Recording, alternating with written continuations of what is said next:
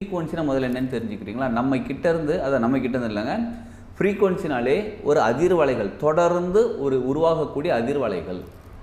அந்த அதிர்வலைகள் அலைந்து ஒரு வைப்ரேஷனை கிரியேட் பண்ணி ஒரு வைப்ரேஷன் மூலிமா ஃப்ரீக்வன்சி கிரியேட் ஆகி போய் நமக்கு எது தேவையோ இப்போ உதாரணத்துக்கு ஒரு ஒரு கம்பி இருக்குது, அதை அப்படியே வைப்ரேட் பண்ணி விட்றோம், டிங்கடி சத்தம் போடுறோம் பாருங்கள். அது ஒரு வைப்ரேட் ஆகி சவுண்ட் ஒன்று கிரியேட் ஆகுது பாருங்கள். அப்படியே ஃப்ரீக்வன்சி அப்படியே அலையாக போயிட்டு அந்த எவ்வளோ தூரத்துக்கு எந்த சவுண்டுக்கு எந்த அளவுக்கு அழுத்தமாக நம்ம தூண்டி விட்டோமோ அந்த அளவுக்கு அப்படியே தூண்டி அப்படியே எவ்வளோ தூரம் ட்ராவல் ஆகுது அவ்வளோ தூரம் ட்ராவல் ஆகுது.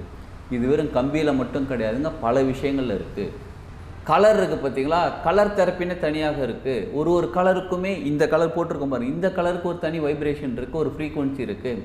ரெட் கலர், ஊதா கலர், எல்லா கலருக்குமே ஒரு வைப்ரேஷன் இருக்குது. கலர் மட்டும் இல்லாமல் சவுண்டுக்கு ஒரு வைப்ரேஷன் இருக்குது.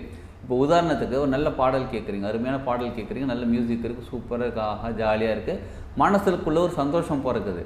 அது எப்படிங்க ஒரு மியூசிக் கேட்டால் எப்படிங்க மனசுக்குள்ளே சந்தோஷம் பிறக்குது? பாடல் வரிகள் மட்டும் சொல்லலாம், மியூசிக் கேட்டாலே சொல்கிறேன். ஒரு இசை நம்மளை அப்படியே ஒரு துள்ளல் கொண்டு போகுது, ஜாலியாக அமைதியாக இருக்குது. ஒரு இசை திடீர்னு நம்மளை அப்படியே துள்ளல் அப்படியே செம டான்ஸ்லாம் ஆடிட்டு அப்படியே குத்தாட்டம் போடுற அளவுக்கு கொண்டு போய் மியூசிக் தான், சரிங்களா? இதே ஒரு இசை அப்படியே நம்மளை சோகமாக்கிடுது, என்னடா அது அப்படியே வாழ்க்கை அப்படியே சோகமாக. ஒரு இசை நம்மளை மோட்டிவேட் பண்ணுது. அப்போ ஒரு சவுண்டுமே நமக்கு வைப்ரேட் பண்ணிக்கிட்டு இருக்கு.